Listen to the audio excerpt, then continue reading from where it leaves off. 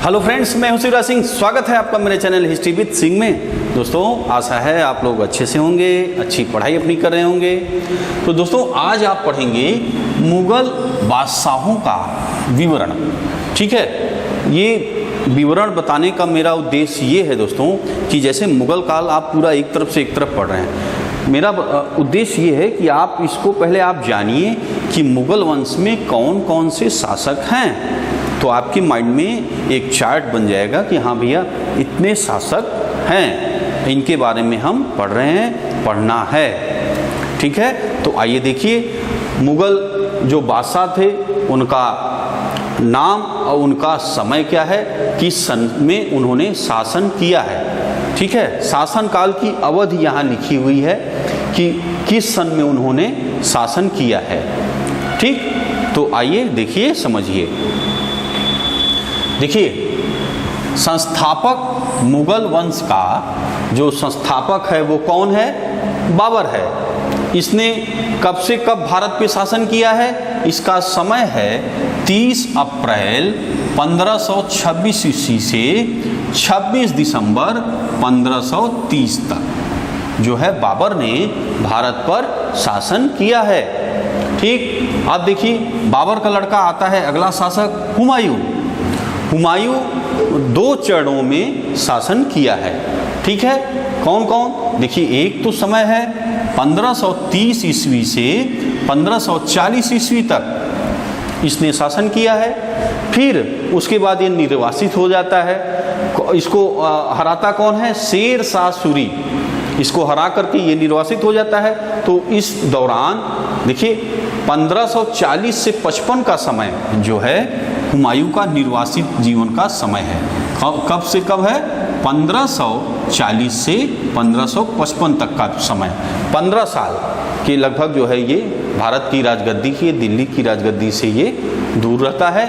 और इसी दौरान शेर शाह सूरी और उसके जो वंशज हैं, जैसे शेर शाह सूरी को आप देखिए 1540 से 1545 ईस्वी तक शासन करता है। और उसके बाद उसके उत्तराधिकारी, उसके रिश्तेदार जो है दिल्ली की गद्दी पर शासन करते हैं। उसके बाद फिर जो है हुमायूं जीतता है और उसके बाद 1556 से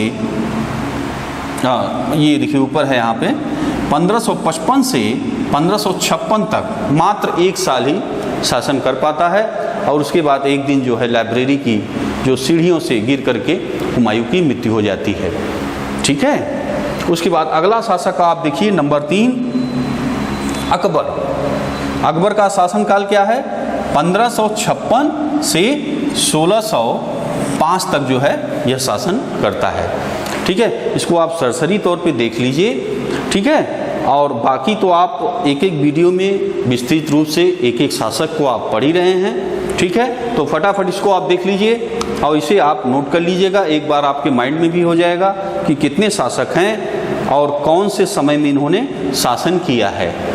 ठीक है, और देखिए जहांगीर, इसका शासन कब किया है? 1605 से 1627 ईस्वी तक। शाहजहां ने कब किया है? देखिए 1627 से 1658 ईस्वी तक। और औरंगजेब, जिसका दूसरा नाम क्या है? आलमगीर, ये कब से कब शासन किया है? 1658 से 1707 ईस्वी तक। उसके बाद बहादुर शाह प्रथम या शाह आलम उर्फ शाह आलम, ठीक है, इसने कब से कब किया है? देखिए 1707 से 1712। और देखिए अगला 8वां शासक जहांदार शाह 1712 से 1713, मात्र 1 साल। और देखिए फर्रुखसियर 1713 से 1719 ईस्वी तक फर्रुखसियर ने शासन किया है। अब देखिए अगले शासक को रफ़ी उल दर्जात, ये कब किया है? मात्र कुछ महीनों का इसने शासन किया है, 1719 में ही। और वैसे ही देखिए अगला 11वां आता है शाहजहां द्वितीय, ये भी कुछ महीने का शासन होता है, 1719 ईस्वी में ही ये निपट जाता है। ठीक है, और देखिए मोहम्मद शाह 12वां नंबर, 1719 से 1748 ईस्वी तक इसने शासन किया है। ठीक है, अगला शासक देखिए 13वां अहमद शाह बहादुर, इसने कब से कब किया है? 1748 ईस्वी से 1754 ईस्वी तक इसने शासन किया है। अगला आता है मुगल वंश का शासक आलमगीर द्वितीय, 1754 से 1759 तक इसने शासन किया है। और देखिए अगला 15वां शाह आलम द्वितीय, कब से कब किया है? 1759 से 1806 ईस्वी तक। और देखिए 16वां नंबर अकबर शाह द्वितीय, 1806 से 1837 ईस्वी तक इसने शासन किया है। अब देखिए अंतिम शासक आ जाता है, 17वां नंबर पे है बहादुर शाह, ठीक है, बहादुर शाह द्वितीय। इसका दूसरा नाम क्या है? बहादुर शाह जफर भी इसको पढ़ता है, इसका नाम पढ़ने को हमें मिलता है। यह जो है अंतिम मुगल बादशाह होता है। इसके बाद अंग्रेजों जो है, अंग्रेज इस सत्ता पे कब्जा कर लेते हैं, ठीक है। अब देखिए बहादुर शाह का समय क्या है? 28 सितंबर 1837 ईस्वी से लेकर के 14 सितंबर 1857, ठीक, 1857 तक जो है